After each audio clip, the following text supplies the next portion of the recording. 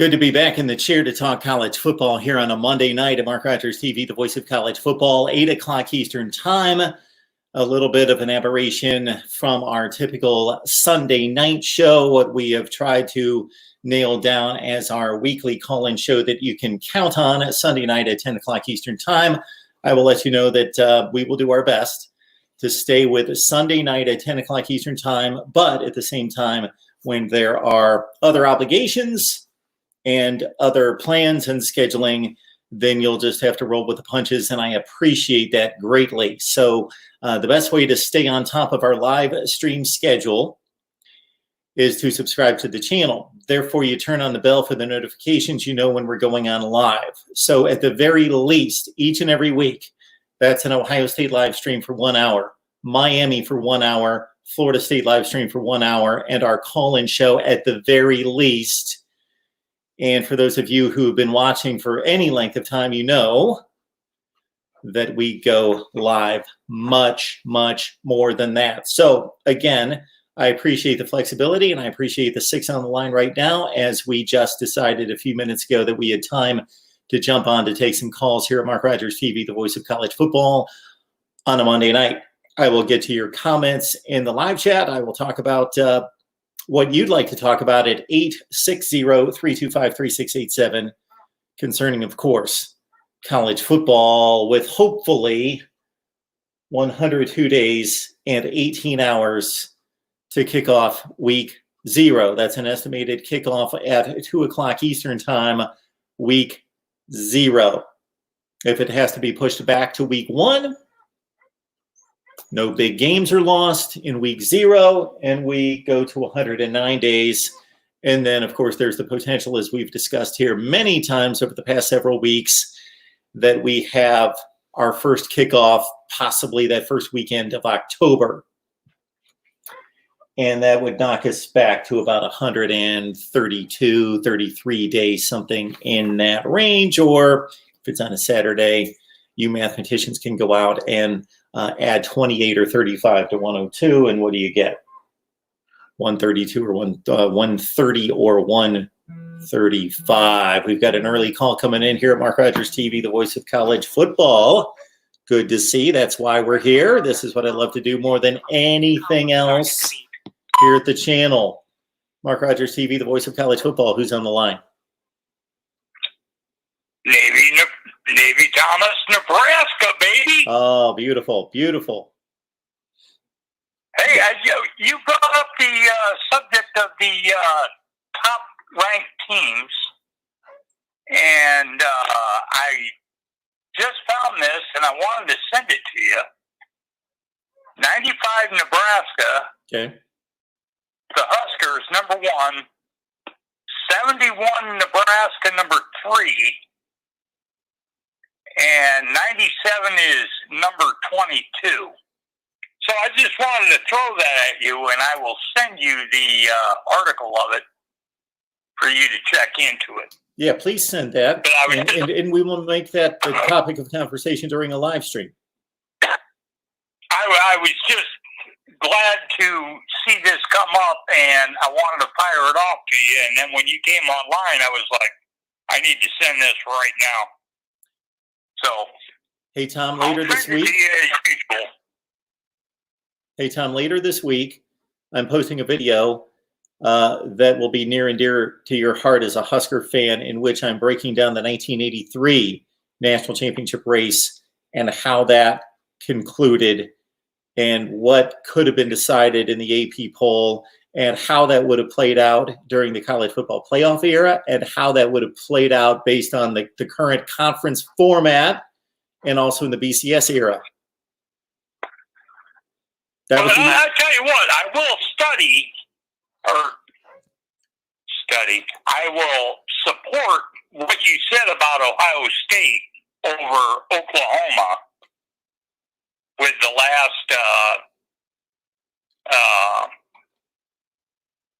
video that you just put up with the 15-year blood. Ohio State, Michigan. I can't remember. Ohio State, Michigan, Tom. Yeah. But that goes back so far, because I was born born in 61, and my dad taught me as a Ohio dad. He taught me that when I was growing up, but once he moved to Nebraska, then he supported Nebraska, but he had that Ohio State in the background. He even went to college at Toledo, so no big deal. But I just wanted to tell you, I support Ohio State all the time. Everything over Michigan.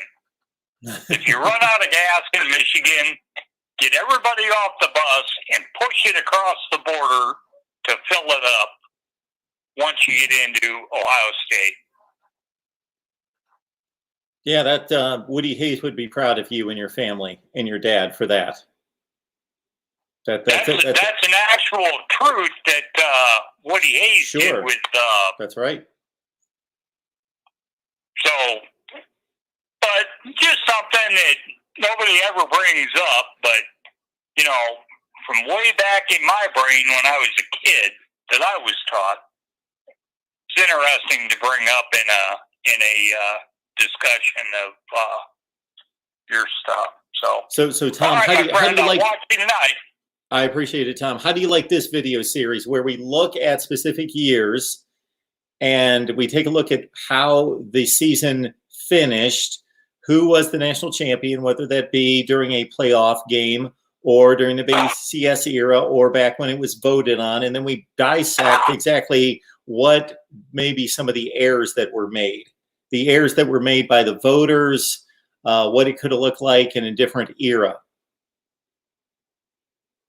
That stuff going all the way back to Woody Hayes, Bo Schembechler, and thing that was coming up to me be trying to remember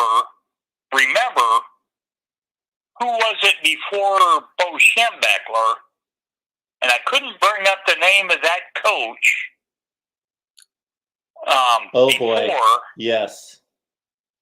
He had a really good stay at Michigan. My goodness. So this is 1968. Man, you basically go all the way back to World War II. Yeah, this is 1968. Bo came in 69, and I can't. Oh my word, I can't think of his name. But that information is just something that I learned, and now with this brain stroke, I can't remember exactly all that deeply embedded my brain that my dad taught me. So I enjoy watching what you're saying, and you bring up Woody Hayes. You know, even my dad said when he was in high school,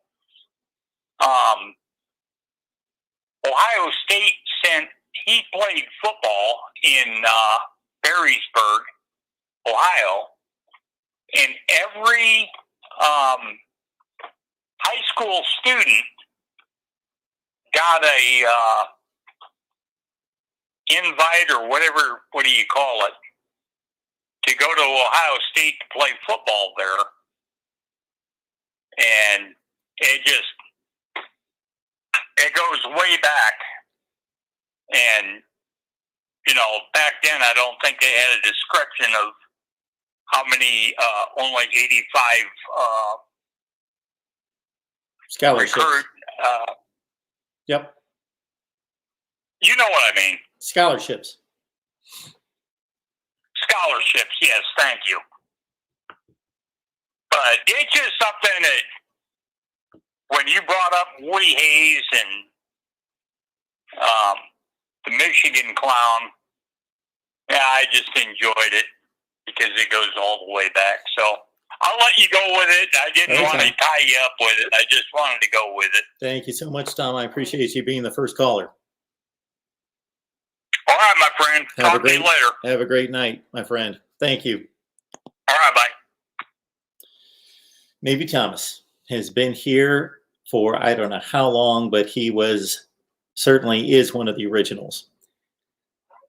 I always hate when I've got a name at the tip of my tongue, a name that I've known for years and years and years, and then I just can't come up with it. And of course, with every season that goes by, for all of us, it's not just me, we have to remember a whole other list of hundreds and hundreds and hundreds of players and coaches' names that gets added on.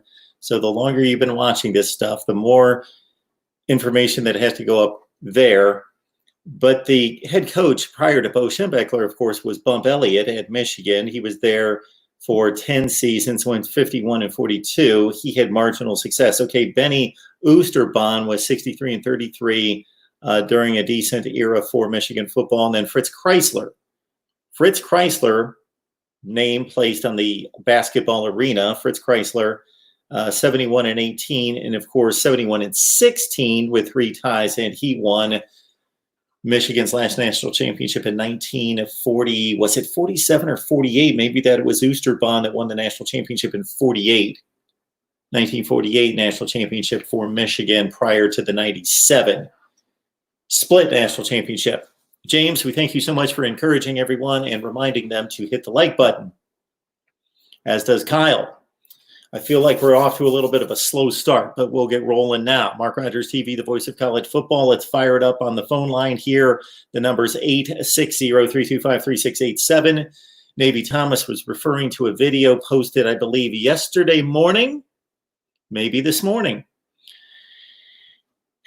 The 10-year war between Bo and Woody catapulted Ohio State and Michigan's rivalry to a whole different level on the national stage, and arguably the best rivalry in sports, not just college football. So we took the 10-year war of the 1970s and put a spin on it of what's been the 15-year bloodbath in favor of Ohio State over Michigan, winning 15 of 16 years.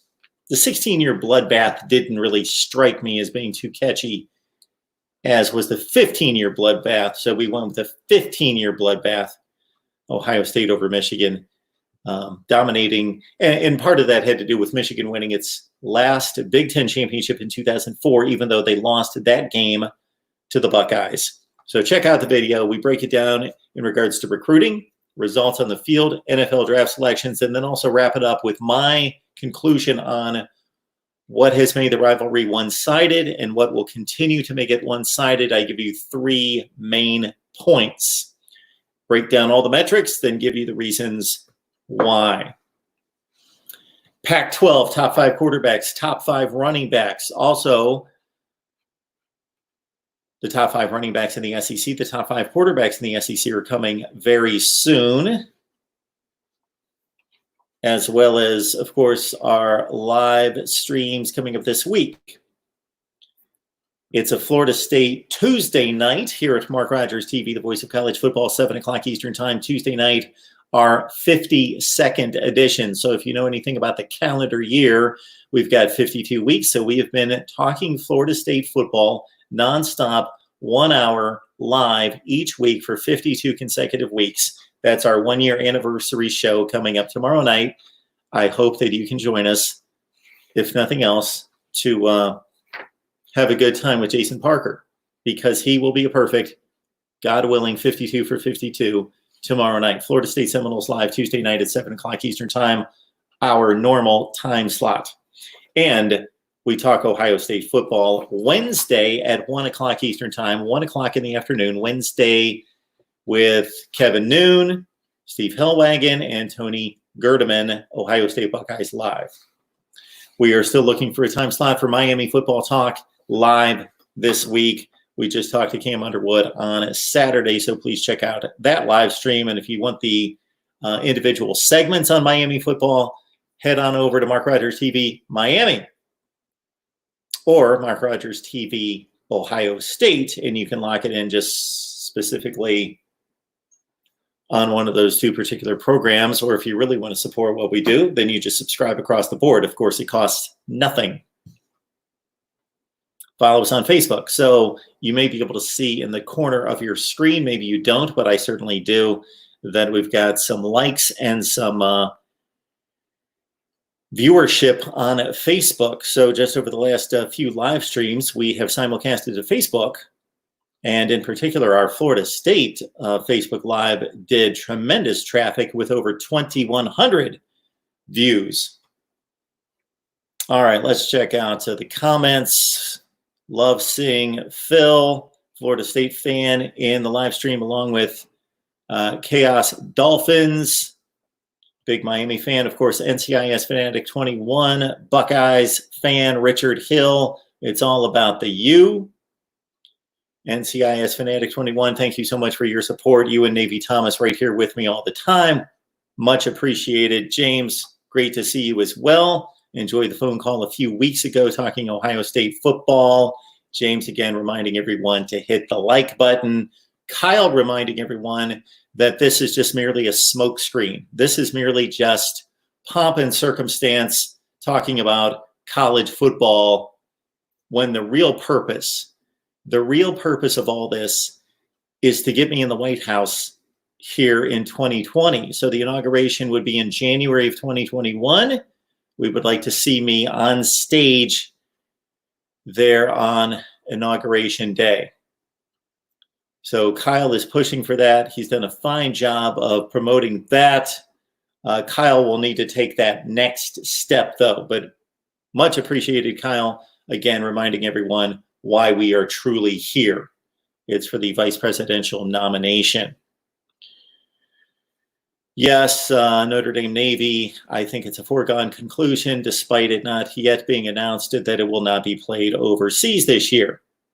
Richard, thank you so much. I understand that possibly I've been given this feedback that if you're watching on your phone, that it's more difficult to hit the like button for a number of people, depending on your service. Please do what you can. Flip a couple screens if you need to hit the like button. I don't understand the algorithm of YouTube and exactly what it means and what they do with that feedback and that response. But in addition to the views, YouTube wants to see that people actually watch, not that they're clicking on for 14 seconds and then leaving, but they actually watch. And thanks to you, you guys watch these videos. I have looked up YouTubers and the expectation for duration and length of viewership, meaning if you produce 10-minute videos, how long should you expect the average person is going to watch? Because you're going to have so many people that are going to click on that video, stay there for 5 or 10 seconds, determine that they want to watch something else or it wasn't what they thought it was going to be, and they move on. And obviously that brings your average duration of view down considerably when you have all those people clicking on for 5 or 10 seconds. But to see the statistics hold that the average duration view for our videos, so take into account, of course, these are live streams, which are longer, but it also takes into account our videos that are only 6, 7, 10 minutes long, that the average view is over 10 minutes long. Thank you. Because that's a big deal for YouTube, apparently, to get us into the traffic. And of course, they want to see a ton of likes and they want to see interaction with the comments. Dalton, good to see you as well. Thank you, Richard. NCIS Fanatic 21 believes that the 95 Nebraska team was probably the greatest college football team. Just a couple nights ago, I watched some of the documentary on the Big Ten Network concerning the 1994 Nebraska team, and why that Husker team was significant is because Tom Osborne had been there at that point about 22 years. It had been 24 years since 1971, and that historic Johnny Rodgers-led Nebraska team won the national championship with a great, what was considered at the time, a game of the century win over Oklahoma, 35-31 in 1971 on Thanksgiving weekend, vaulted Nebraska to the national championship. And then Tom Osborne took over, had tremendous success, of course, came within a 2-point conversion that we will talk about in a few days, that you will see on a posted video about the 1983 national championship race. But despite its dominance, Nebraska could not close the deal and continue to be ranked in the top 5 every season, but could not close the deal and win a national championship. And their main nemesis was Miami, losing in Orange Bowls in 1983, 87, 89, 91. Two of those games were 22-0 and 23-3. And also consider that they lost a heartbreaker to Florida State the season before that would have won a national championship in 1993. And they finally got it done. And they got it done much like the Red Sox did finally against the Yankees in 2004. They got it done the right way because they went through the team that had costed them so much misery, and that was Miami. Nebraska 24, Miami 17 in the 94 season, 95 New Year's Day Orange Bowl to win the national championship. So I took that in with Tommy Frazier at quarterback. Of course, they came back the next season. Frazier got hurt. Brooke Behringer took over. Backup quarterback still led Nebraska to a tremendous season. Frazier came back, took over, and they annihilated Florida at the Fiesta Bowl 62-24 with Lawrence Phillips doing the job. And, of course, Tommy Frazier, the MVP of 3 consecutive bowl games. Which leads me to a trivia question off the cuff. Name a recent, let's not make it too easy. Name a recent, meaning in the last 20 years, Big Ten quarterback who won. Let me make sure. He won 2 consecutive bowl game MVPs and led his team to 3 consecutive BCS bowl games. So over his final 3 seasons and what proved to be his only 3 seasons, led his team to 3 BCS bowl games, Fiesta, Rose, and Sugar, and was the MVP of the final 2 games. That was a Big Ten quarterback, last 20 years, 3 consecutive BCS bowl games, and was the MVP of the final 2. Again, Tommy Frazier, 3 consecutive bowl game MVPs, despite losing the first one to Florida State in 1993 season, 94 bowl game. And I did not remember, nor would I have guessed, that Tommy Frazier in a losing effort would have been the bowl game MVP against Florida State.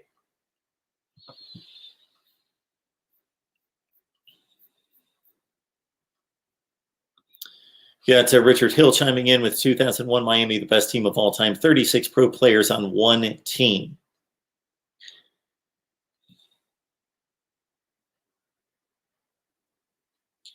So that's always the age-old question and call and judgment to make when comparing collegiate players and collegiate teams, especially when you're talking about the entirety of the team. When you're talking about a player, if you would ask me who's the greatest college quarterback of all time, guys like Vince Young and Tim Tebow should be seriously taken into consideration despite their limitations at the next level, because the question is about being a great college player.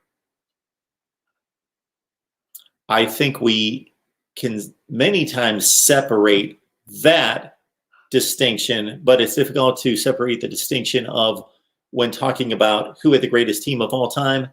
Once we line up, okay, they went undefeated and they won a national championship. So if you start with that criteria, and possibly you include teams that lost 1 game and won a national championship, then you tend to, I know that I do, even if I try not to, I do look at the pro careers.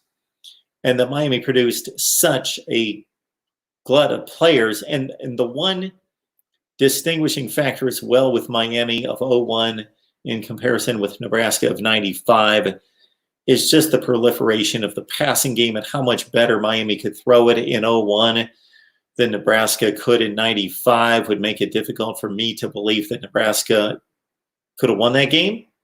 Not that they couldn't have won the game, but that they would have won the game.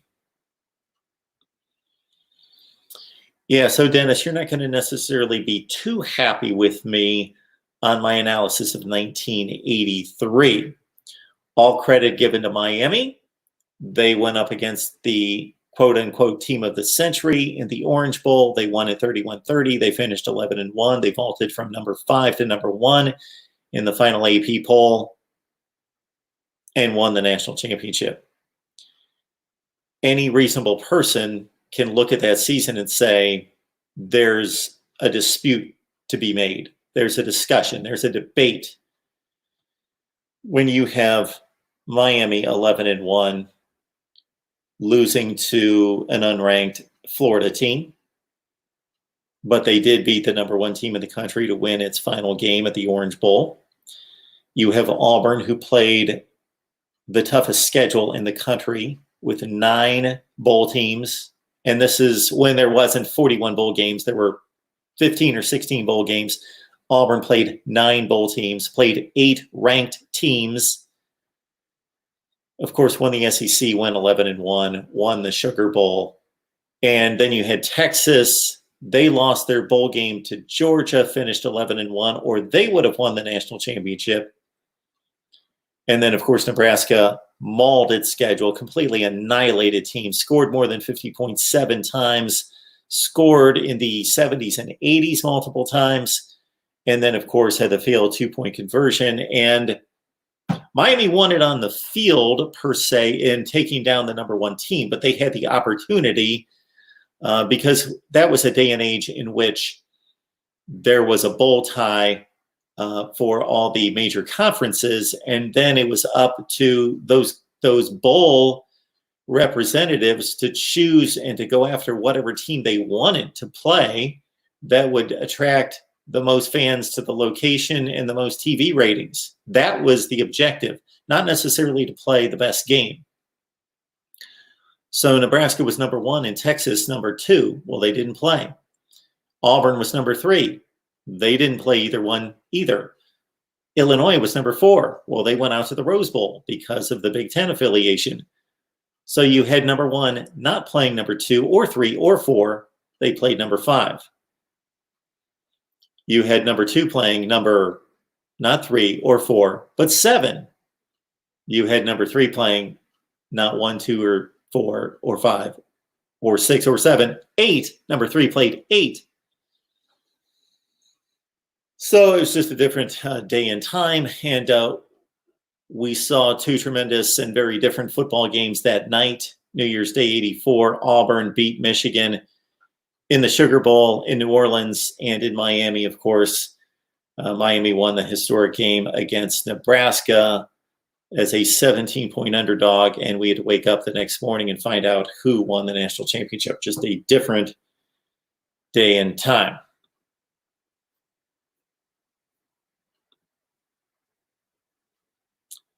So Richard Hill claims that Miami, and I'm guessing he's talking about the 01 edition, had 24 Hall of Famers on one team? No. Richard, 20, there might be 24 players in the history of the school. Maybe 24 players in the history of the school. There were not 24 players on one team from Miami that, especially this recent, because if you were a sophomore in 2001, then maybe you started your NFL career in 03, and even if you had a great and lengthy career for 13 years, well, then that would mean you played until 2016. You would still not be eligible for the Pro Football Hall of Fame. So there is no way that there are 24 Hall of Famers from that one team. Yeah, I'm thinking of a few. Yeah, I believe that's in the history of the school, if that number is correct.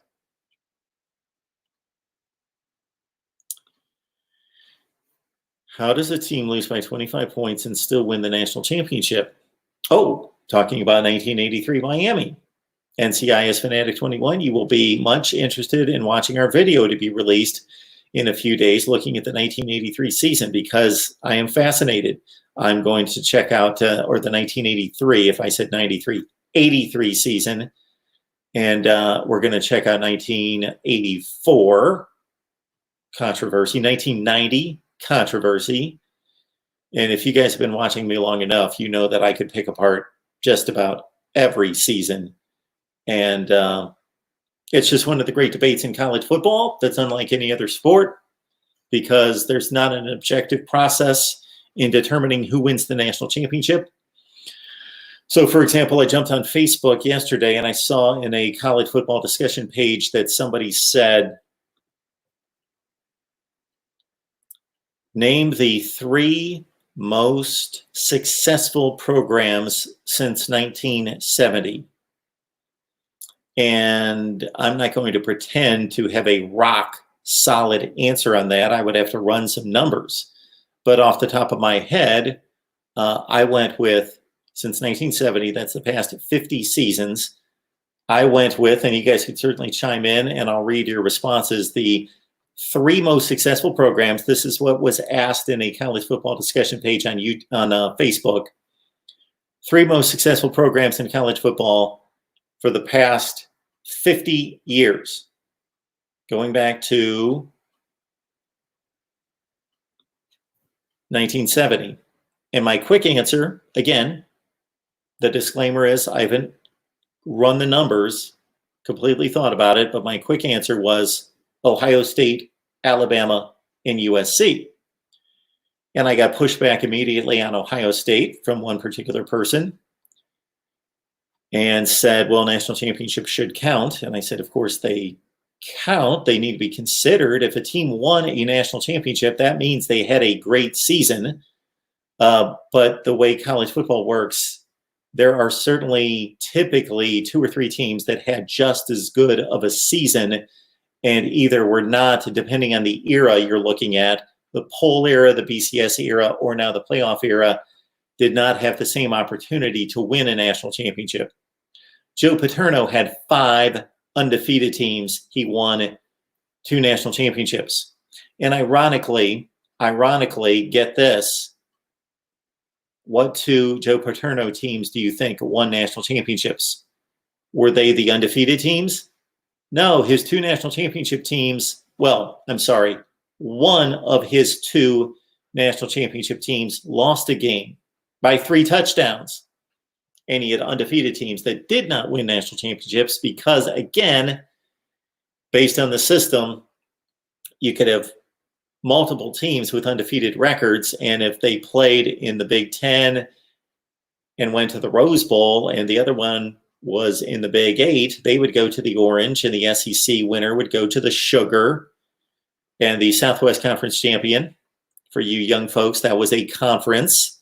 The Southwest Conference champion would go to the Cotton Bowl. You could have 4 undefeated teams, and they wouldn't see each other in postseason play prior to 1998 to determine who would win a national championship. Actually, there was a span of time there between 1992, when the Bowl Coalition was founded, and 1998, in which, apart from the Big Ten and the Pac-10 at the time, being contractually obligated and wanting to continue to keep the tradition of the Rose Bowl, that they started to match up 1 and 2, and that's what resulted in the game we just talked about a few minutes ago, Nebraska-Miami in the 94, when I say 94, I mean the 94 season, Orange Bowl, and then the next year, number 1 and 2 in Nebraska, Florida in the Fiesta Bowl. Those games would not have existed prior to 1992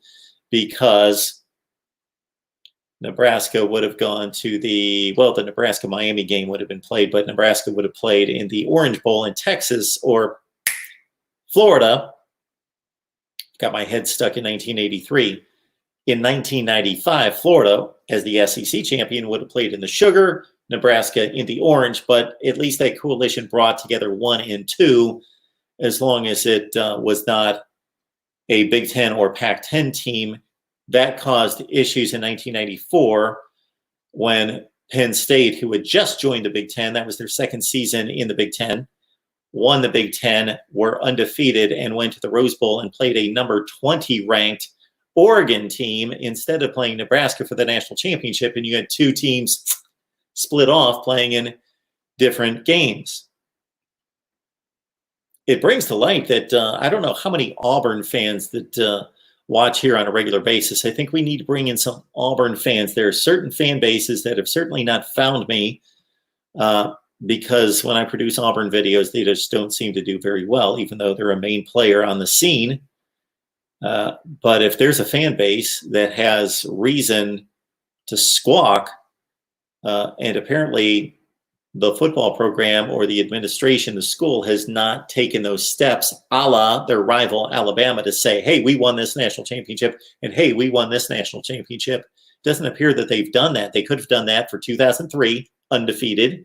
They could have done that for 1983.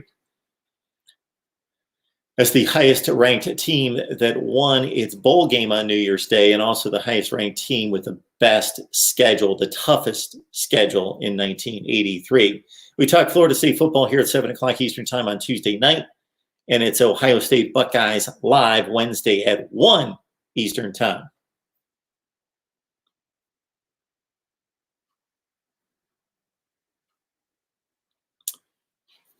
Hey, Orange and Green Blood, good to see you. Just here showing love to Mark's channel and show. Great content as always. Thank you, Orange and Green Blood. Appreciate the contribution. Appreciate you stepping up here and showing some support. Yes, bump Elliott before Bo. Nice job. Luke Walker produced a video, Luke, a few months ago, just after North Carolina blasted Temple to finish off 2019, 55-13, that I really liked North Carolina as well as my front runner for the Coastal with Sam Howell at quarterback, Daz Newsome, Bo Corrales, and can't think of the third guy, Daz Newsome, Bo Corrales. They've got three great receivers coming back. I'm forgetting names tonight and recently, I guess. Both running backs back. 4 of 5 offensive linemen from 2019 back. Just lose their all-ACC center, Andy Heck. Most of their playmakers, most of the production regarding tackles for loss, sacks, interceptions are back. What's going to hurt North Carolina from a national standpoint in regards to a ranking, and not that most of us consider them to be a national championship contender, but it could be difficult to navigate UCF and Auburn non-conference. But again, that doesn't affect their ACC standing, and they could lose both of those games. Then they go into conference play and win the Coastal. That's the decision I'm going to have to make in regards to a prediction. Miami, North Carolina, just like I did last year in picking Virginia over Miami. Mark Rogers TV, the voice of college football, who's on the line. Hey, Mark, it's McD Sports 4. How are you doing? McD, I'm doing well. How's it going? Good. I didn't know you were I didn't know that you were online until just now. So I haven't really been near anything. So I saw you online, so I thought I'd hop on and call in. Well, I want to tell you and everybody else, as I did off the top, but we only had 5 or 10 people on the line at that point, that I'm asking for, and I appreciate your flexibility. I am doing my best to stay with a 10 o'clock Eastern time live stream call-in show on Sunday night, but I can't always keep to that.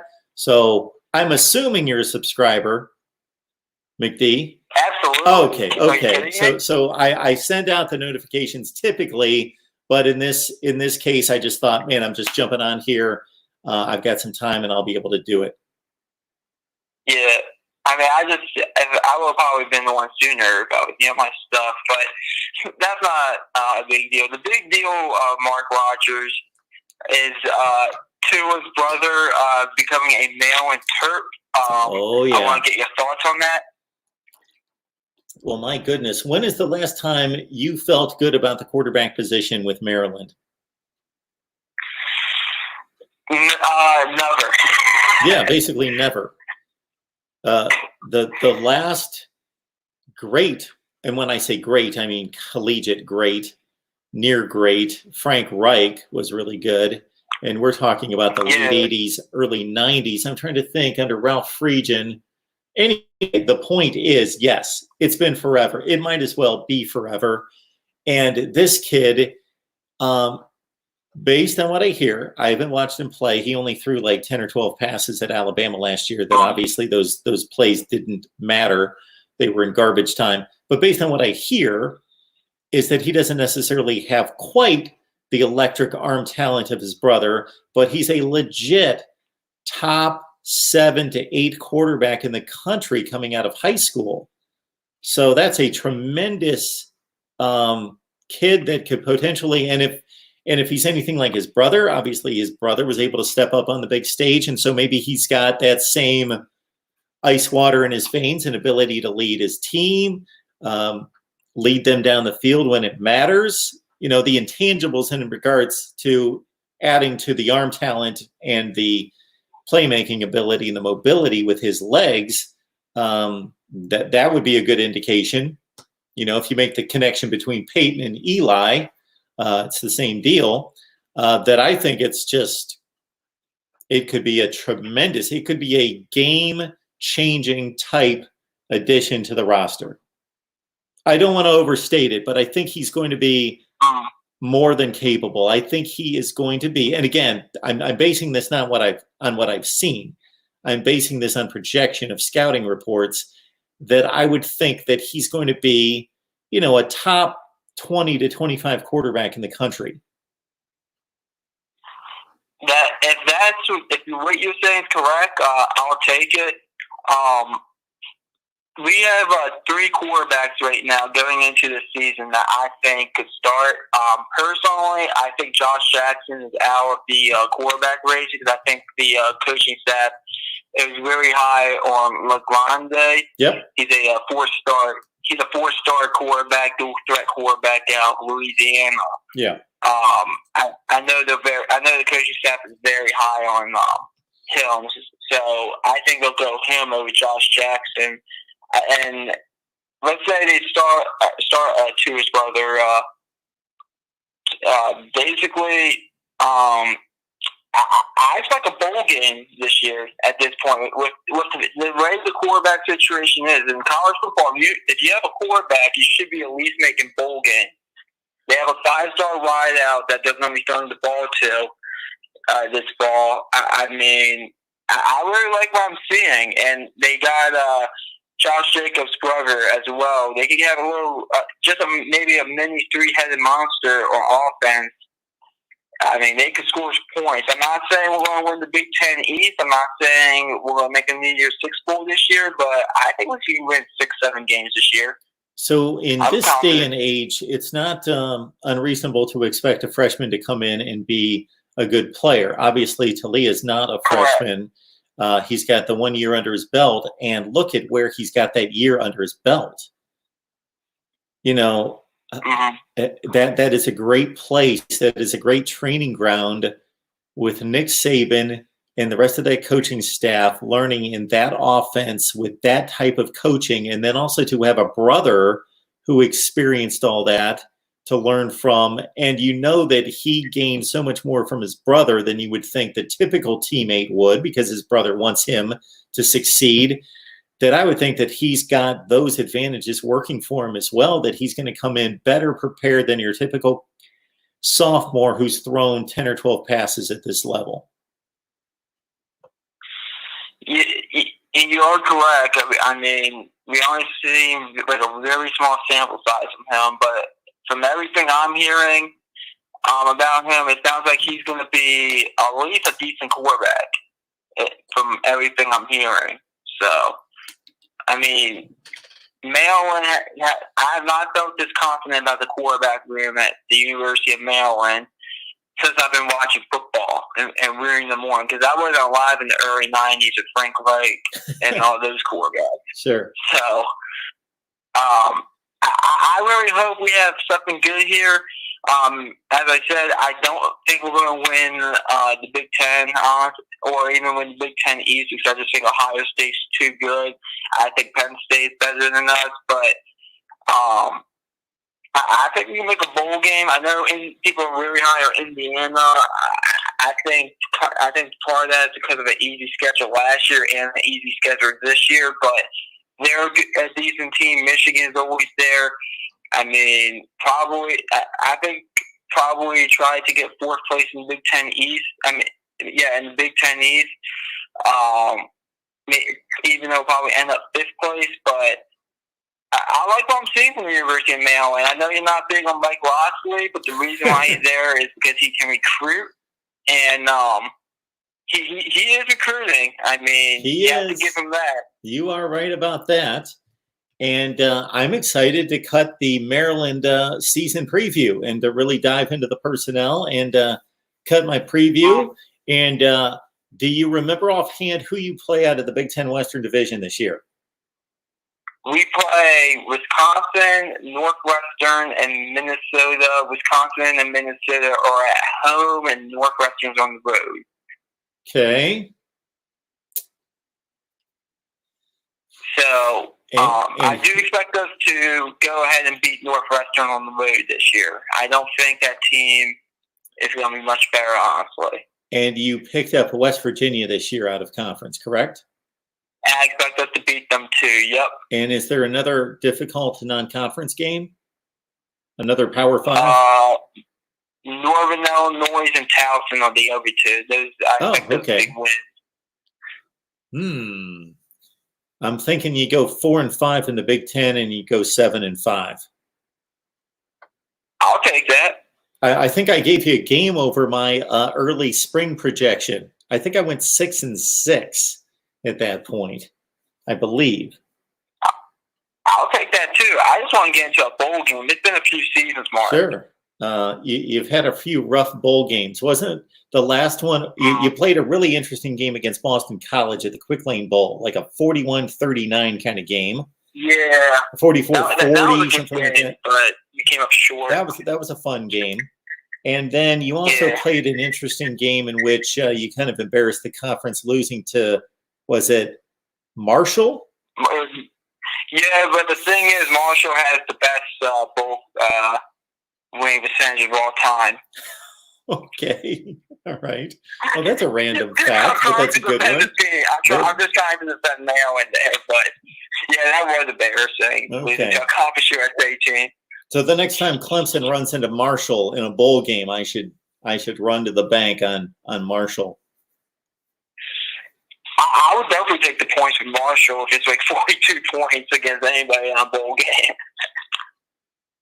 But yeah, I mean, I just want to call up and get your opinion about that.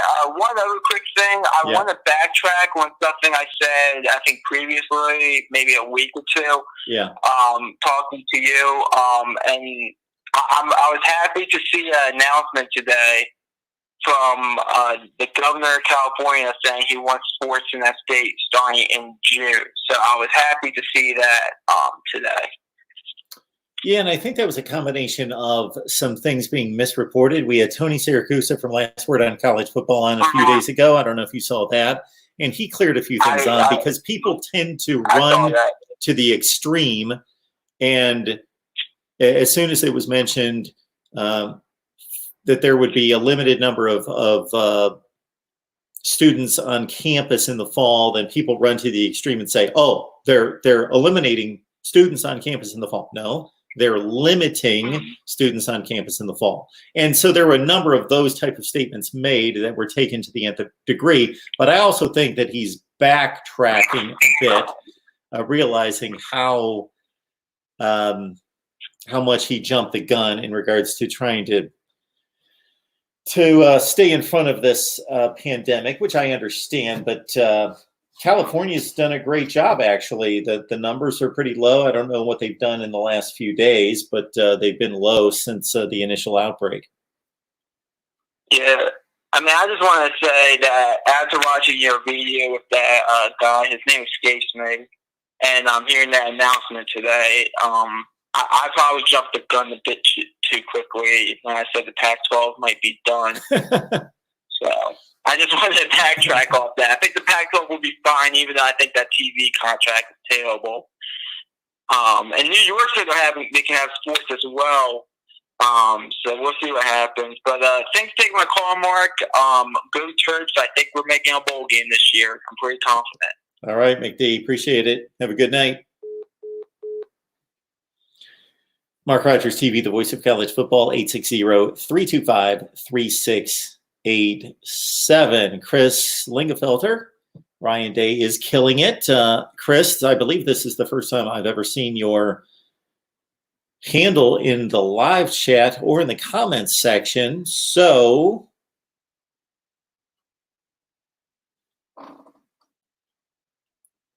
welcome to Mark Rogers TV, the voice of college football. Chris, we appreciate you jumping on board and would love to know who you root for, which I assume from that statement is most likely Ohio State, and how long you've been watching. Oh, I love the term relevant. This was stated by Lucas, and I know you're talking to Dennis, but I'm going to jump in on this one. When is the last time Miami has been relevant? So anytime I'm asked that question, I always say, what do you mean by relevant? To me, if you're relevant, and I'm not saying that this is the correct and only definition. So, for example, Boise State's really good. They lose like 1 game a year, 2 games a year. Are they as relevant as Texas? In a lot of ways, no, and most likely never will be. They don't make as much money. People don't watch the games. As many people watch the games. And by all those measurements, just because of the status of the program and the university and all those things, Texas will always be, unless they just crash and burn to 2 wins forever, will always be more relevant in those off-the-field measurements than Boise State. Boise State, though, for the past 10 years, roughly 10 years, going back certainly to 2013, Mac Brown's last season, has been more relevant than Texas on the field. But my breaking point on the field with that, my dividing line, is basically competing for conference championships. So in some ways, I put more credibility, more weight in conference championships than national championships.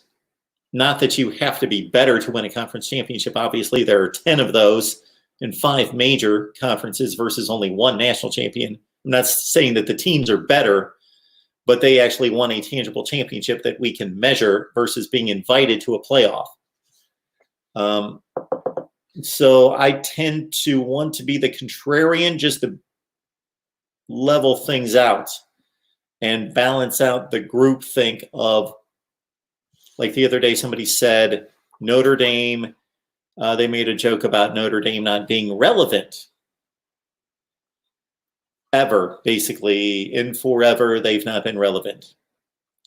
And I said, what about 2012, 15, and 18? And then they replied with, well, they always lose the big games.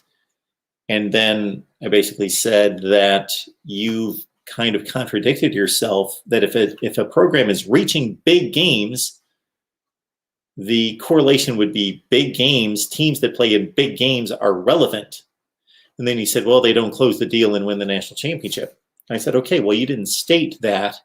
You didn't state what relevant meant to you. Therefore, how many teams are relevant? Based on your definition of having to win a national championship, how many teams are relevant? Well, I guess there's only 1. There's only 1. And then if you say, well, Clemson just won 1 2 years ago, so they're still relevant. Okay, I get that. But at some point, that has to run out. Your backtracking has to run out. And who determines and decides that perfect year of when it is? It the last 10 years? Is it the last 5 years? And then if that's the case, why? Why did you just pick that number? What does that number mean? That you have to win a national, to be relevant, you have to have won a national championship recently. What does recent mean? Well, again, people say 5 years, 10 years, 20 years. Okay, why'd you pick that number? What is magical about that number? Nothing. So I said, okay, based on your criteria, Wisconsin, Georgia, Nebraska, I went on and on through college football, are not relevant. Okay, all those schools are not relevant. And then also Ohio State hasn't been relevant since 2014, Florida since 2008, USC since 2004. Hey, it's Mark Rogers TV, the voice of college football. Who's on the line? Hey, Mark, it's Dave Knight. How are you doing? Hey, Dave, what's going on? Hey, just one quick question. Sure. Hey, what is your gut call on the proposed conference play for this upcoming season, and then maybe one out of conference team? So you're saying if it's determined that they have to start the season, let's say 3 weeks late, and they can only play in the conference, and then they're going to play only one out of conference game. What I think about that? Yes, sir. I think that if that's reasonable in regards to keeping players safe, and if they believe that it's going to take that long for us to get to a point in which all the various football programs in the university themselves and the conferences need that time to all get on an equal footing so that it's a fair preparation time, I have no problem with it. I would be interested to hear what the determining factor is going to be on what out-of-conference games selected. I think just going based on articles that I've read, that they were thinking, well, this is a fair way to go. So we'll play our conference schedule and pick one at-large or out-of-conference team. Sure. So the problem we run into is we already start with a system that's not objective. And then so we are giving a college football playoff selection committee data to go on to try to, if it was a situation in which we had 5 conferences and everybody made the playoff that won a conference championship, then that's fine. They could all just play in their conferences and then come out fighting at the end of the year. But we put the onus on a selection committee to determine what 4 teams are the best 4 teams in the country. And the only way to determine that fairly is to compare and contrast the results of non-conference games. And now we are eliminating more than 2/3 of them. 2/3 of them for some of the conferences and actually 3/4 of them for other conferences. So we're just going to have the college football playoff selection committee is going to have a whole lot less relevant data to work off of to choose the 4 teams. And guys like me are going to have a whole lot more holes to poke into the system at the end of the year. Yeah, it seems like a tough call. But if that's what the timing is, I'm not going to fault anyone. It's just like the selection committee makes its selections, and sometimes I'm critical of the process, but I understand how difficult that selection is. They can't win most of the time. This past year was an easy decision, but the first 5 years were not, and it wasn't their fault. That's the situation that they're placed in. I got you. Yeah, that's what. That's all I really had. I was just curious to get your take on that, because I wish we could play an entire season, but yeah. The social distancing, the virus, the potential for this to ramp back up. If we go out there too soon, it's a lot of dynamics associated with everything. Yep. So I'm thinking of 3 things here real quick that this is affecting. Number 1, it gives the college football playoff selection committee less data to determine the 4 best teams. It also gives us less good football to watch, because we're all used to watching Big Ten teams play Big Ten teams and SEC teams play themselves during the conference games. But what makes the college football season interesting, to me at least, are these non-conference games that we rarely see. Well, most of those are going to be eliminated. And then number 3, it's going to be imperative for coaching staffs to prepare their teams in that one game, because suddenly, boom, they're going to be in conference play and competing for a conference championship, and we'll see. And it really provides a disadvantage for those teams and programs with first-year head coaches. Oh, definitely. Yeah. So, okay. Well, thank you for your time and your great answer. So, appreciate that. Always enjoy watching your show. Thanks for the call, and have a good night. You too. Take care. All right. Mark Rogers TV, the voice of college football, 860-325-3687. At some point, we'll get an application where we can keep the number up there at the same time that I can also put the comments on there, but I've got to go either or, unfortunately. So take it down. If you like to call on a regular basis, or even if you just think at some point you'd like to call, there it is, 860-325-3687. Take down the number. You throw it on your fridge, on your exercise bike, wherever, and you've got it handy. This would be a tremendous help, folks. The numbers that Amazon does are staggering. You talk about a monopoly in this country. Amazon has it when it comes to online shopping.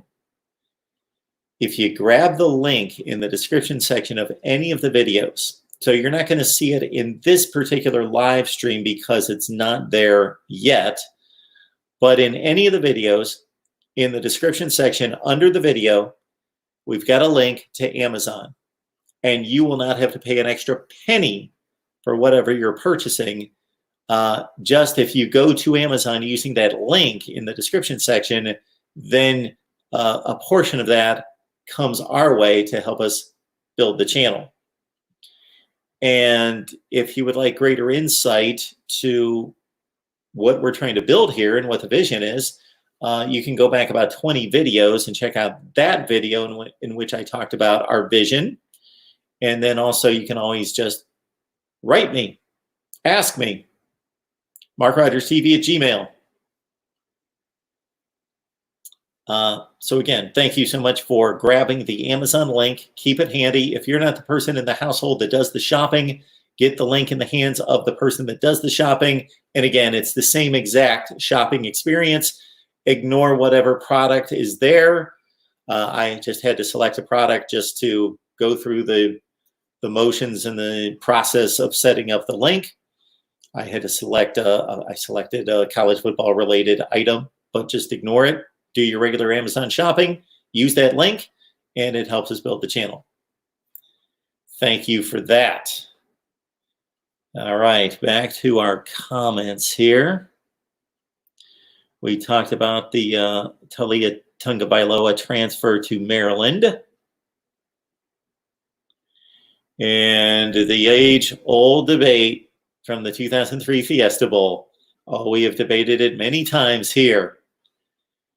Brandon Brooks.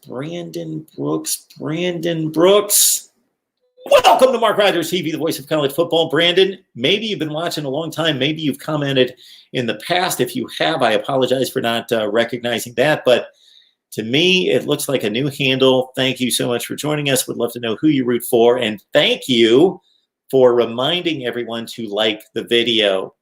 That's key. And again, I have no idea why it's key.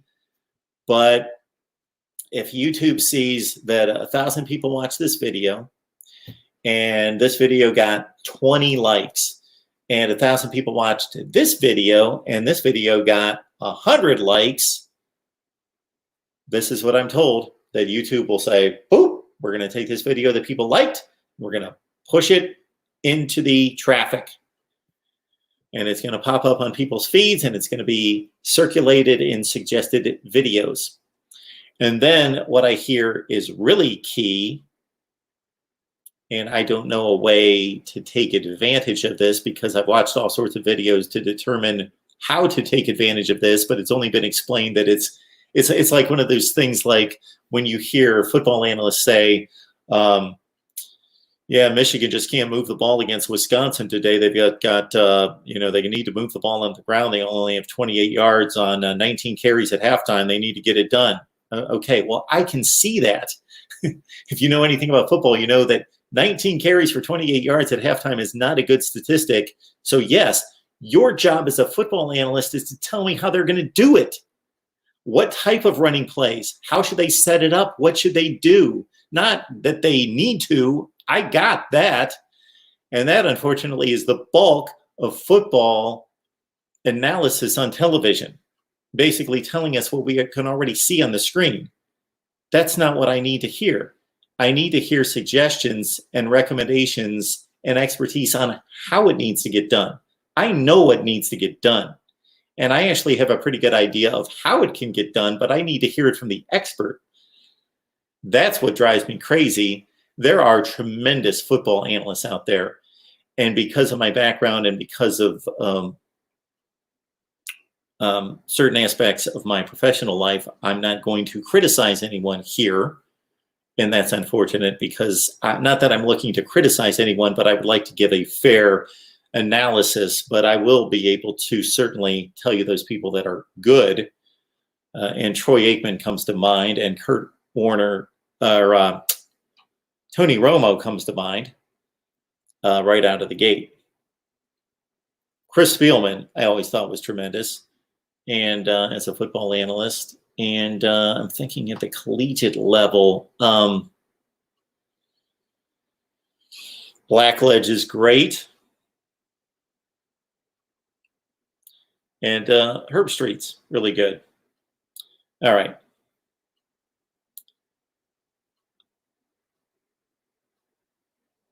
NCIS Fanatic 21. Isn't it weird to think BYU beat Michigan in the Holiday Bowl in 1984 to win the national championship? And NCIS Fanatic 21, I will be addressing that scenario. This is why national championships, this is just another example of dozens of why national championships are overrated.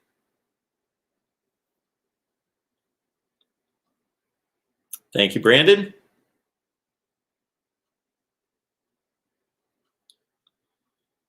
Raise your hand if your team scored a point in a bowl game. Who could be that a dig at?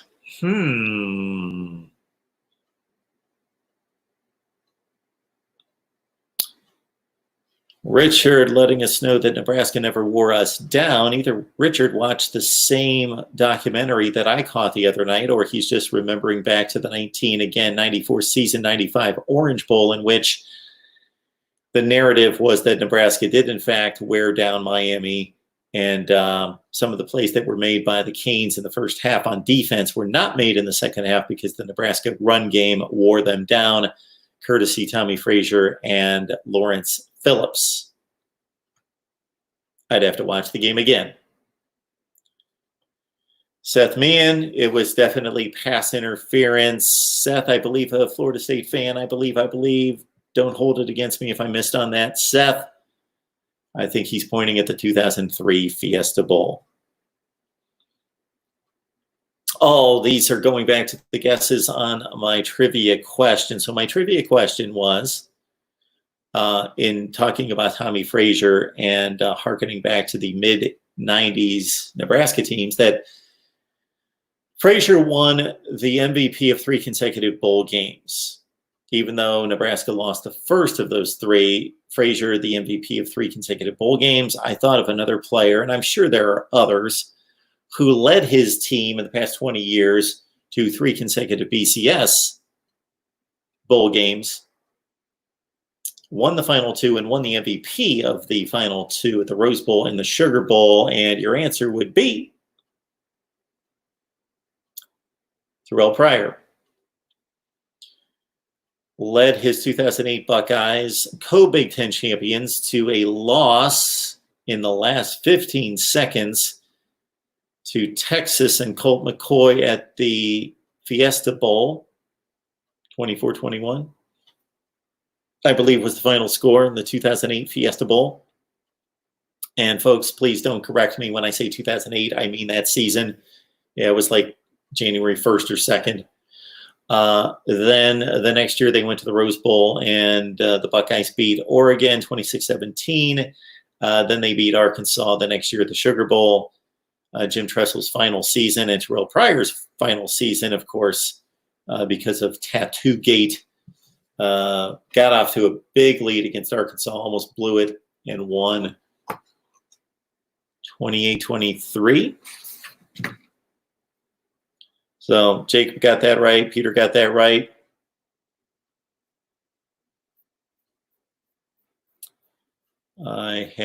So as soon as I'm looking at these comments and then somebody else makes a comment, the whole live chat jumps and moves. So then it really throws me off.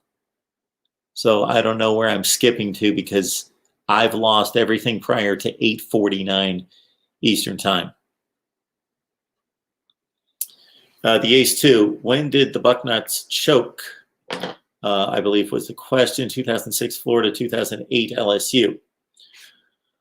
Just to be a little bit more technically sound with the response there, it would either be 06 Florida, 07 LSU, or it would be 07 Florida, 08 LSU if you follow me on the seasons or the bowl game date.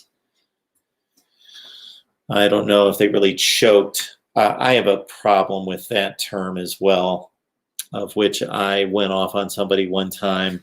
Oh, that was, yeah, I know who it was. I went off about 6 months ago on the term choke.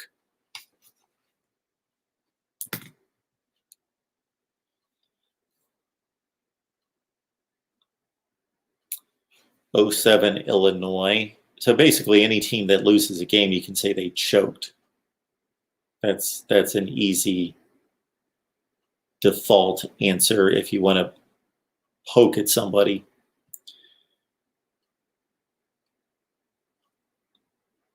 Matthew. I think I've seen Matthew's name before. Maryland simply hasn't brought anything to the Big Ten. They are no different than Rutgers. Well, based on being an impact player in the conference, you're right. Are they the same as Rutgers? No, they have some level of capability. They are recruiting at a top 25 pace right now, and they have at least gotten to bowl games, at least one as a member of the Big Ten, possibly two. I believe one. 2016? 2015, 2016 against Boston College in the Quick Lane Bowl. I think there was their one. I think they were still in the ACC when they played Marshall, or they might have been in the Big Ten. That might have been their first year in the Big Ten. So maybe two bowl games as a Big Ten participant, and Rutgers nothing. In terms of championships or championship contention, yeah, they're no different right now.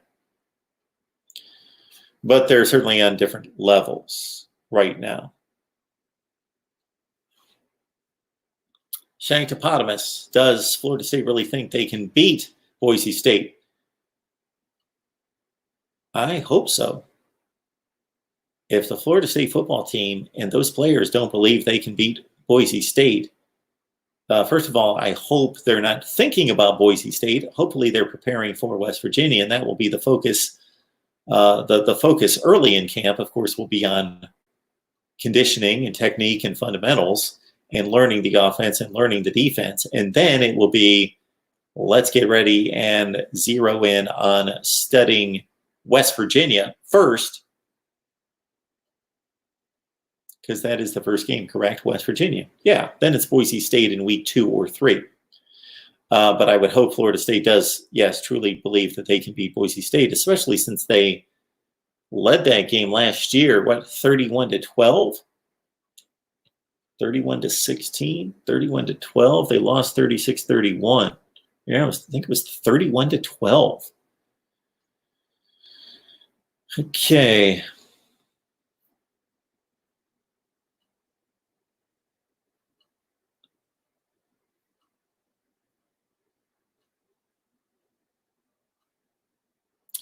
Yeah, so in recent weeks, especially last show, our Florida State show on Tuesday night, Florida State Seminole, hopefully you join us on Tuesday nights at 7 o'clock Eastern Time. We talked about the defense and how devastating that defense can be with 10 starters back. 10 starters back from a marginal defense, though.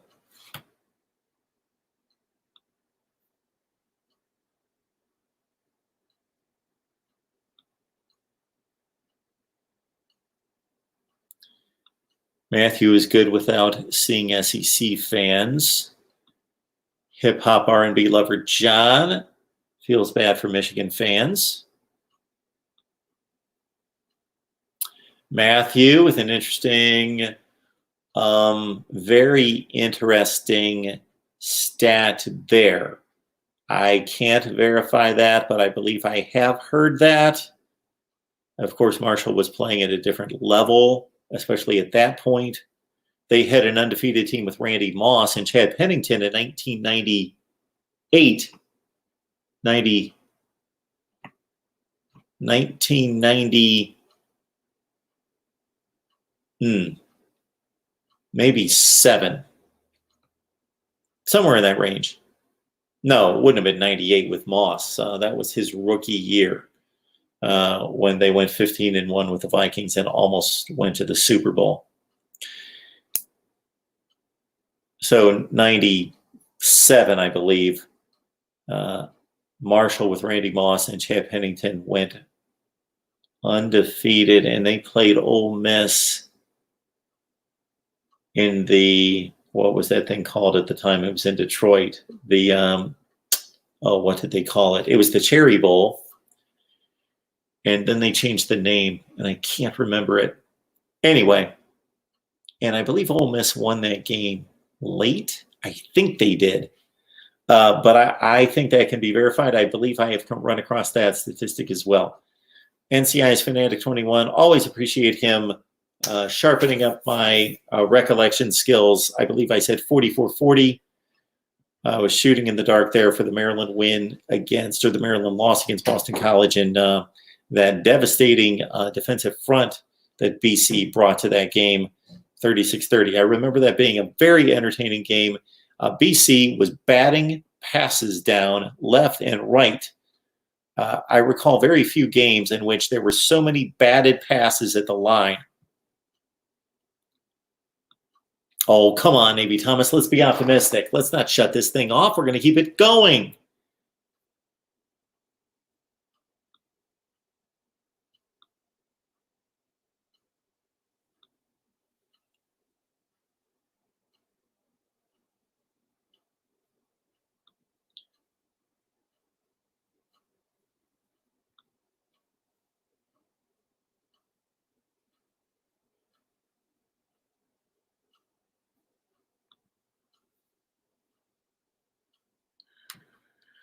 McD, I think that's a pretty reasonable comment to make. Since 2004 or 5, Miami, I believe in the last 16 seasons, has only finished in the top 25 3 times in the final poll. They have not finished in the top 10. There have been 41 Miami fans, if you want to get riled up, and I have to state my respect for the Miami fan base, because I shot a video in which I really dug through recruiting rankings, results on the field, NFL draft selections, the whole deal since the Miami decline, basically the last 15 seasons. So that would be 2005 through 19. And I let Miami have it, only winning 57% of its games. So think about that, 57% overall. They're probably under 500. No, they're probably over 500, but just barely in conference. And most Miami fans, the great majority, at least 95%, said, Mark, you've done your homework. You're right. It's logical. It makes sense. You've put us in perspective for the last 15 years. And that's what it is. There was only one season in which Miami clearly competed for a conference championship. And Clemson fans, I know you're going to laugh, because did they truly compete for the conference championship? No. But they made the conference championship game, of course, in 2017, winning the first 10 games, losing to Pitt, playing about a decent first quarter possibly against Clemson before they were completely blown off the field, and then, of course, losing the bowl game against Wisconsin. So there was a moment, there was a 2-week time frame of Miami glory returning with back-to-back wins against a top 25 Virginia Tech team And a number 3 ranked Notre Dame team in October, November of 2017, Miami, was then ripping off those 2 wins at night, at home, in primetime, en route to a 10-0 start, and even a 10-1 to the conference championship game. For that brief period of time in which they rose to number 2 in the country, Miami was again relevant. But you could say the same about like a Mississippi State that was number 1 mid-season in 2014, but by the end of the year they had lost 3 games, did not compete for a conference championship. And I still have people that will say, well, Mississippi State was number 1 in 2014. It didn't matter because they didn't hang on to it. And I don't mean just hanging on to the number 1 ranking. They didn't even come close to being relevant and staying in competition for it.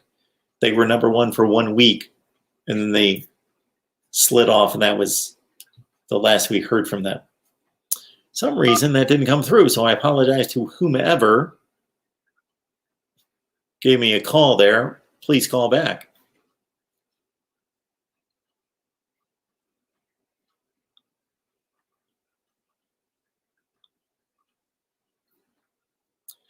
What has Boise State ever won?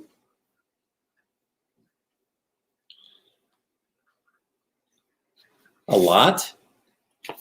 To be succinct about it, Boise State, based on what they're allowed to win. So that's another problem we have with college football. They're not allowed. They're not allowed to win. It's like UCF in 2017. What did they win?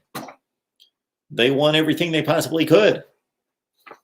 Boise State has had undefeated seasons that were capped off with wins against major teams in bowl games like TCU, like Oklahoma, but they were not given a chance to do anything else. And those were even in seasons in which they played teams like Oregon, Virginia Tech, and Georgia in the regular season and won those games. And they still didn't get a chance to do anything. When you talk relevance of playing for a national championship, that's why the national championship is overrated. That's only one reason.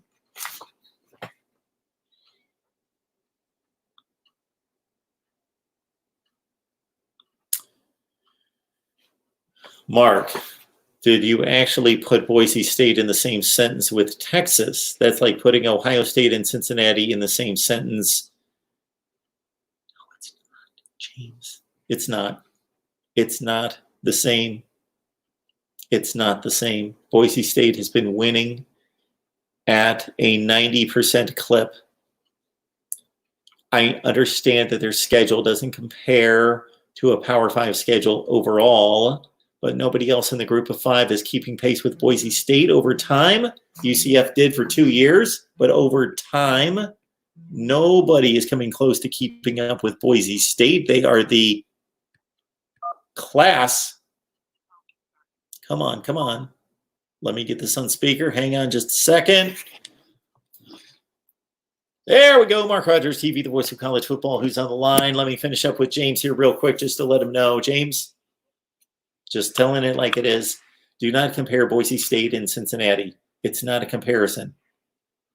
Yes, I am putting Boise State in the same sentence with Texas. I was making a comparison of relevance on the field not being the same as relevance in regards to power in the sport. Texas has the power in the sport, but Boise State's been a better product on the field for the most part over the last 10 years. Mark Rogers TV, the voice of college football. Who's on the line? MSC #1 fan. Hey, how are you? Good. I tried to call in before, but it didn't go through for some reason. Well, I appreciate you calling. I Yeah. believe this is a first, correct? No, but second. Second time. Well, this is an honor for me. Yeah. What happened to the Notre Dame live streams? What happened to them? Yeah. Well, it's been difficult for us to put those together. We'll have to make a decision on those. They haven't been received too well. Yeah. I'll say, I'm away from notification. I'm like, usually Mark goes live on this time. Yeah, we've been going live with Notre Dame on Monday night at 6, and I just kind of let that go this week, and it was difficult to get anything together last week, so we need to make a decision on Notre Dame. Yeah. Is that targeting rule in high school football now? It's a great question. Can't say. I don't know the last time I watched a high school football game. When was the last time I watched here's the last time I watched a high school football game. Was the last time I announced a high school football game, which would have been in 1993. There you go. I have no idea. Okay. I was at one this year. My friend, he's a kicker, running down the field and something the other team cracked back and knocked him right in the back of the head. A complete cheap shot, too. So, yeah. So you're telling us that they do have targeting. I mean, I would call it targeting, too. I mean, we all like big hits, but you gotta have player safety in it, too. Sure. Yeah. Absolutely. It's like, yeah. I'm all for targeting. Yeah. But I have an issue with the penalty against the player. Yes. I think that they need to give them one opportunity to stay on the field, and then the second time kick them out of the game. Even if you were, now if it's going to be raining or something, well, depends what type of grass or turf you play on, too. I mean, Michigan State had a situation against Bowling Green a few years ago. I mean, you don't see that much. I like the rule, but you don't have to be that physical as a player. You at least give them a 15-yard penalty, but you don't have to disqualify them. Mm-hmm. Yeah, I think, yeah, bench him for a quarter or something, just so he can. I can't wait till Sparty plays Michigan again. You're looking forward to that game. Yep. Sometimes your older brother needs a little help, and you gotta go there and slap him around a few times. Quit being mean to you. So who do you root for in that game? Probably Sparty. Okay. Yeah, Michigan's playing Ohio State. I'm all for Michigan. Because sometimes your older brother needs a little bit of help, and give a little voting in for him. Okay. Yeah. All right. Yeah. Well, you're a heck of a college football fan. There's no question about that from your comments. Yeah, I'm always yelling at the referees at my high school games. Unless it's PIAA or something. I heard that Penn State's playing without fans. Is that true? Penn State? Yeah, Penn State, yeah. I've not heard anybody make a determination. I've heard people say that's probably where we're headed, but I would think that the Big Ten would have a lot of at least influence in that decision. Yeah. Because I've seen on WTAJ News that Penn State's going to be playing without fans.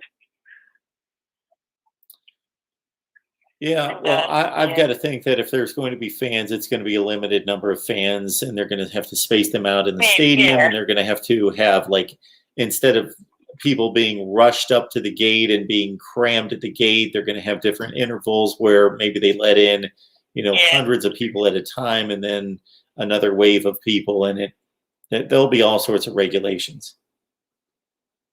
Yeah. And the reason why I say Ohio State is trash, I'm trying to get blasted in the live chat, is does Ohio State have enough talent at the running back in the defensive line spot to replace their stars? And that's the reason why I'm saying trash. until they can prove they're decent. That Oregon game can prove to me if they're good or not.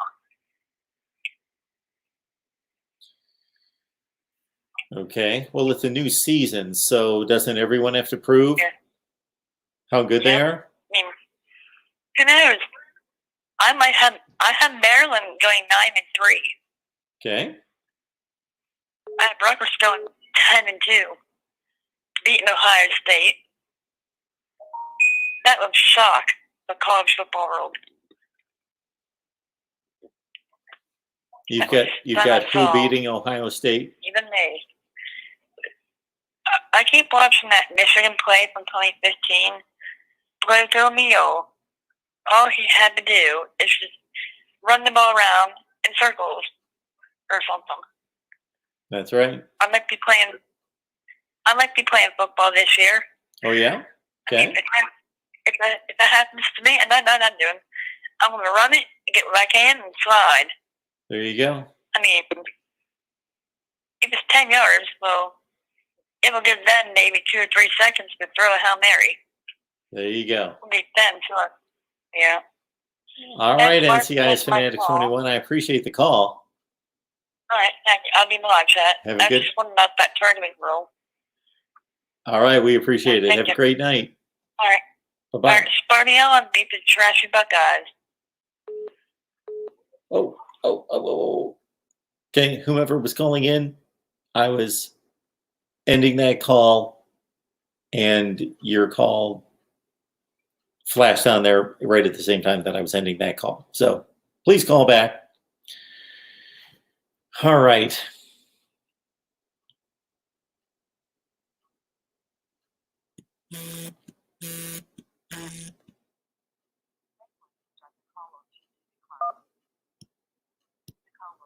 It is a struggle to try to get the speaker on here. Here we go. MarkRogersTV, the voice of college football. Who's on the line?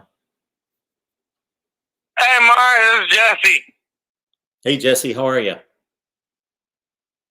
I'm doing all right. Good. Just hopping on. I didn't know you was online tonight. I didn't know it either until about 10 minutes before I came on. Well, it says you've been streaming for almost an hour and a half, and I just came across you. So that's good to know, right? Absolutely. So do you subscribe? I subscribe. Okay. I've just been busy tonight. I got you. I just want to, sometimes people tell me that they don't get the notification. Oh, well, no, I think I actually got the notification.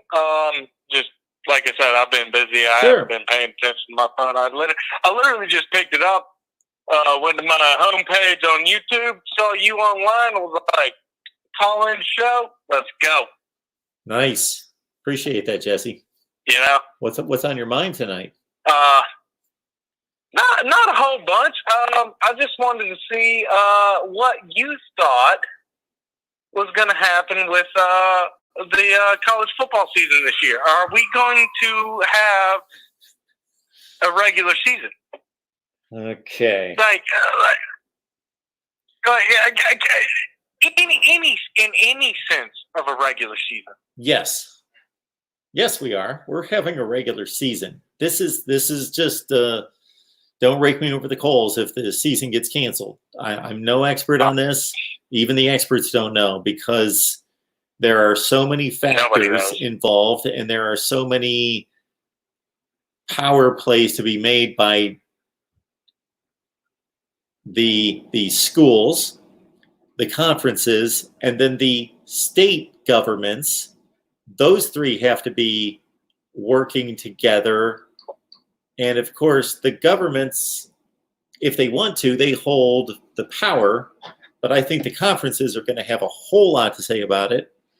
I think the conference commissioners in college football are very, very powerful. So I, if I'm just taking a shot at this, again, I will say that these teams need, because we also have to consider there was no spring practice, there were no individual workouts, and aside from the teams themselves, the players, the coaches have not been on campus to basically do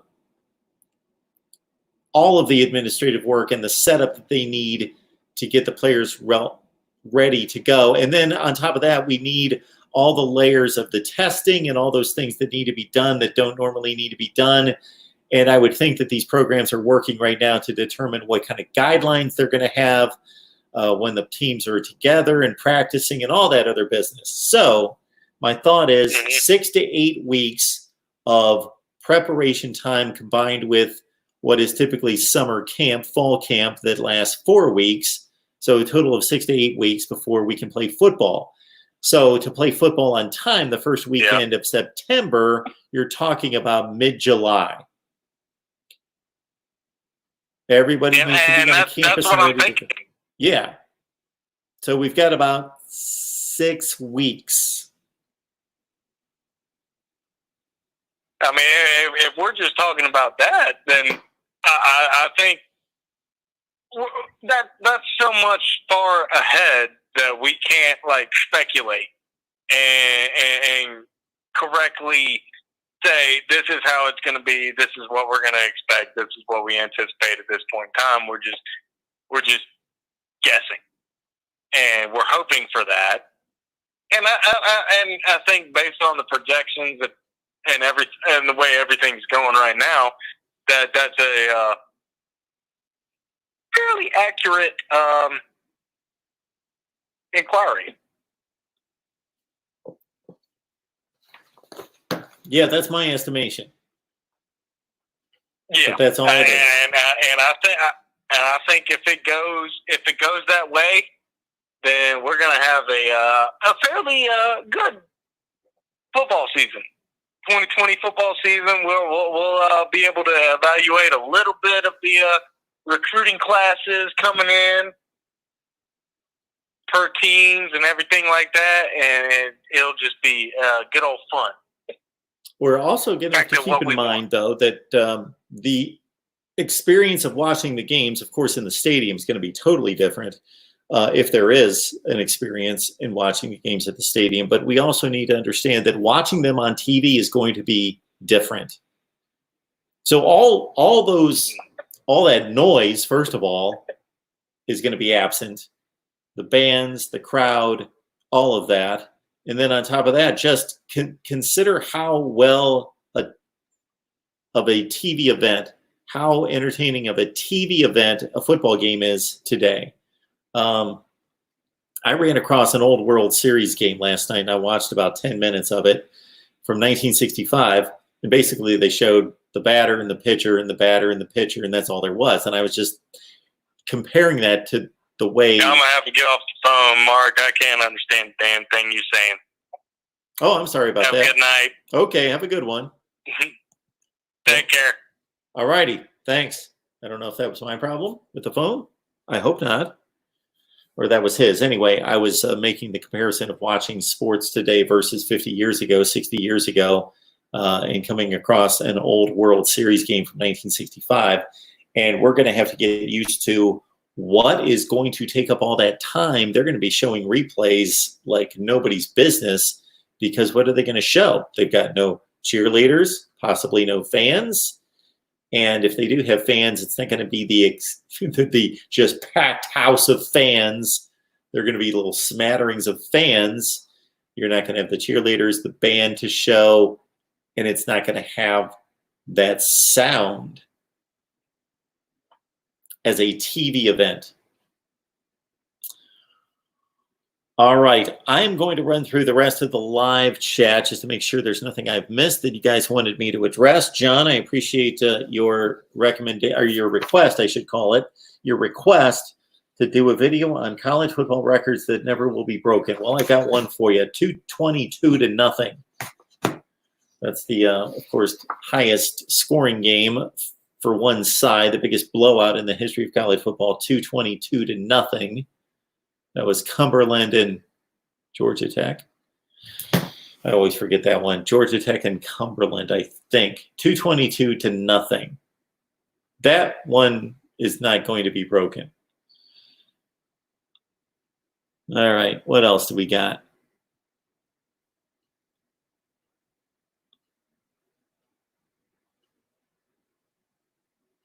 And there it is. And MSU #1 fan, thank you so much. MSU #1 fan and Pinero 5 Piru are the two Michigan/Michigan State fans who show up for every live stream, which I know many of you do, but they also show up to the Ohio State live stream. So I appreciate that they jump in there and take a beating in the live chat and they give it back, but they show up and support the channel here at Mark Rogers TV, the voice of college football. Over the last several days, I hope you've enjoyed our analysis of the Clemson-Ohio State debate. We've had the Ohio State 15-year dominance of Michigan. We've had SEC dominance that we've analyzed over the last 15 years or so. We have given you our top 5 Pac-12 quarterbacks, our top 5 Pac-12 running backs, our Pac-12 coaches rankings. Our top 5 in the SEC at running back and quarterback are coming soon. We just released a video in which we analyzed the tenure for 2 years of Chip Kelly.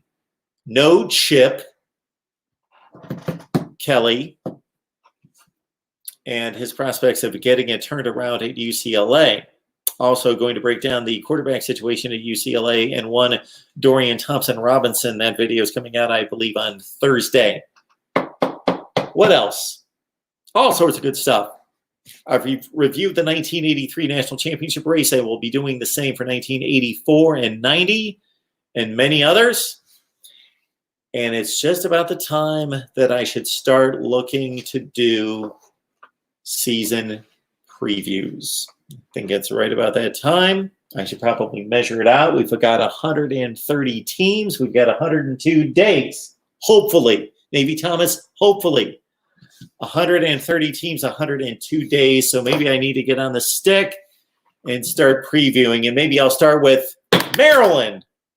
I really want to look into Maryland personnel. I'm psyched about that. McD, you got me psyched for Maryland football with the quarterback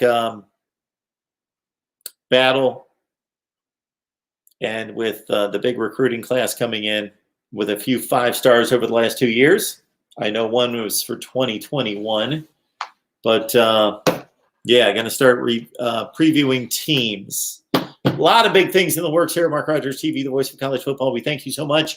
Again, if you shop at Amazon, use the link in the description section of any of the videos. Please like, comment, and you got to subscribe to know when we're going live. Again, I would love to have a live stream schedule that was consistent every day, but it's just not possible based on my other obligations. So please subscribe to the channel, turn on the bell. You get the notifications. You know when we're going live all the time.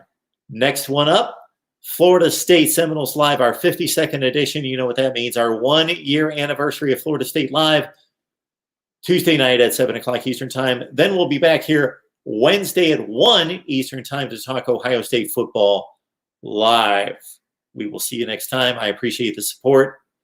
As always, let's talk college football soon.